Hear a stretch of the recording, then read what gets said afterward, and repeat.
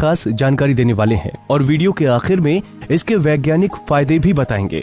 जनेऊ, जिसे संस्कृत में यज्ञोपवीत कहा जाता है, दिखने में तो ये साधारण सा 3 धागों वाला सूत से बना धागा होता है, लेकिन हिंदू धर्म में इसको 16 संस्कारों में से एक संस्कार माना जाता है, जिसे उपनयन संस्कार कहा जाता है। आपको बता दें कि जनेऊ में 3 सूत्र त्रिमूर्ति ब्रह्मा, विष्णु और महेश के प्रतीक, देवशरण, पितृशरण और ऋषिशरण के प्रतीक, सत्व, रज और तम के प्रतीक होते हैं और इसे व्यक्ति बाएं कंधे से ऊपर और दाईं भुजा के नीचे पहनता है। मतलब कि इसे गले में इस तरह डाला जाता है कि वो बाएं कंधे से ऊपर रहे। आपको जानकर हैरानी होगी कि जनेऊ के एक एक तार में 3-3 तार होते हैं, यानी कुल तारों की संख्या 9 होती है।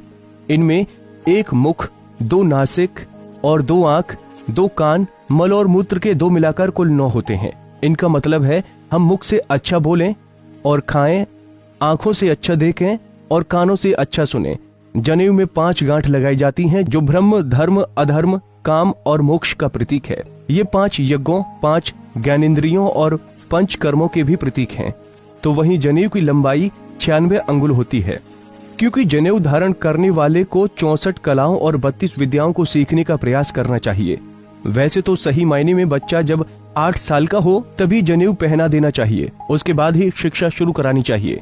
लेकिन आज के समय में ऐसा नहीं होता है, इसलिए शादी के पहले जनेऊ पहनाया जाता है। तो चलिए अब आपको बताते हैं जनेऊ धारण करने के बाद के नियम। सबसे पहले तो मलमूत्र विसर्जन के दौरान जनेऊ को दाहिने कान पर चढ़ा लेना चाहिए और हाथ स्वच्छ करके ही उतारना चाहिए।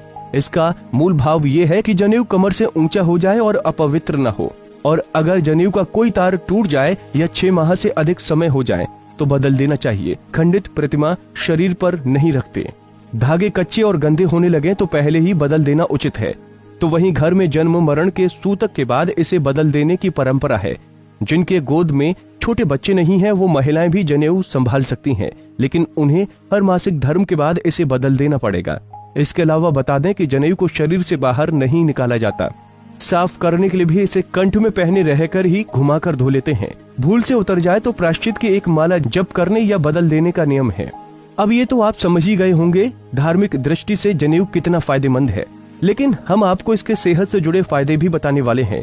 जो लोग जनेऊ पहनते हैं और इससे जुड़े नियमों का पालन करते हैं वो मलमूत्र त्याग करते वक्त अपना मुंह बंद रखते हैं।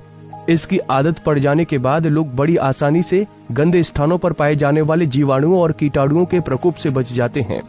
जनेऊ को कान के ऊपर कसकर लपेटने का नियम है। ऐसा करने से कान के पास से गुजरने वाली उन नसों पर भी दबाव पड़ता है जिनका संबंध सीधे आंतों से है। इन नसों पर दबाव पड़ने से कब्ज की शिकायत नहीं होती है। पेट साफ होने पर शरीर और मन दोनों ही सेहतमंद रहते हैं। तो वहीं रिसर्च में मेडिकल साइंस ने भी पाया है कि जनेऊ पहनने वालों को हृदय रोग और ब्लड प्रेशर की आशंका अन्य लोगों के मुकाबले कम होती है। जनेऊ शरीर में खून के प्रवाह को भी कंट्रोल करने में मददगार होता है।